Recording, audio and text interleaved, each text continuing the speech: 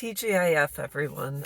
I want to make a video that says a picture's worth 1,000 words. And I'll be the first to admit, after my estrangement, I no longer have pictures up of my daughters in my current home simply because I don't have any current photos within the last so many years that I can put on display, and the pictures from their childhood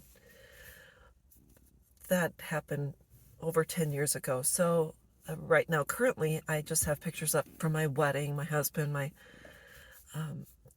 cousin's boys, etc., people in my life. And I want to talk about the guilt and shame that we carry unnecessarily that may have happened as a result of some kind of snafu in your children's childhood. I just know a couple of things I want to mention.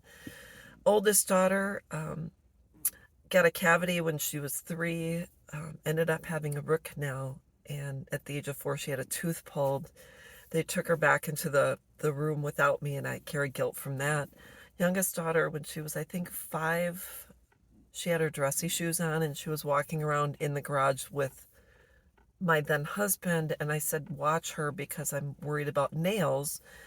And then I hear her screaming, and I run outside, and she had stepped on a board, and a nail went up into her heel. And so I was able to pull the board off slowly, take her shoe off, scrub her foot. I just remember having to scrub her foot because you have to remove any debris and infection from the foot. So I remember going through that and causing her pain, and a couple of other things. My oldest daughter fell off of a wagon and ended up getting stitches in her head. So those are the things I carry the most guilt from, are the accidents and things that happened that I wish I could have prevented. But I want to talk about children that are saying they didn't have a good childhood. And I want you, when you feel guilt about whatever someone is telling you that you failed at as a parent, I, within the last year, have been going through VHS-C tapes from when my children were babies and growing up little. We were in the military and staying at the base and all of that. I've been going through videos, pictures, etc., transferring them onto an external hard drive. And when I look at the pictures, I see that there is proof in the pictures and in the videos that my daughters had a childhood that I can be proud of. They were happy, healthy,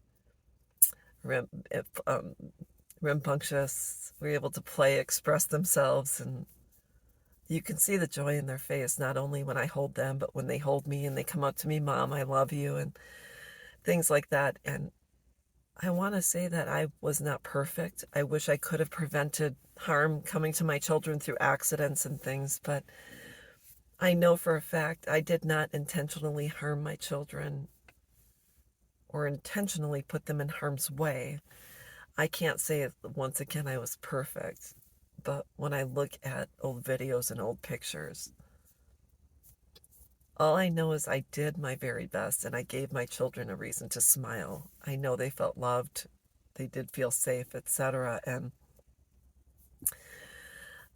I know another factor in my situation is my daughters have different biological fathers, and both fathers are involved with my daughters. And had I been a bad mom, or a mom that was not fit to care for her children, anyone in my family, including their fathers, including my sisters, including my mom and grandparents and aunts and uncles who my children were around, if I had been an unfit parent, anyone in my children's lives could have called CPS, filed a report, and had my children removed from my care. So I was not perfect, but I was a good mom. And because I wasn't perfect, I can't claim that I was holier than thou. I'm claiming I was not perfect, but I was a good mom, and I loved my daughters, and I still love them today. So if they were to come back, I would say sorry for what happened. I wish I could have prevented certain things, but I can't, and let's move on. So let's have a great day, and we'll talk with you soon. Bye-bye.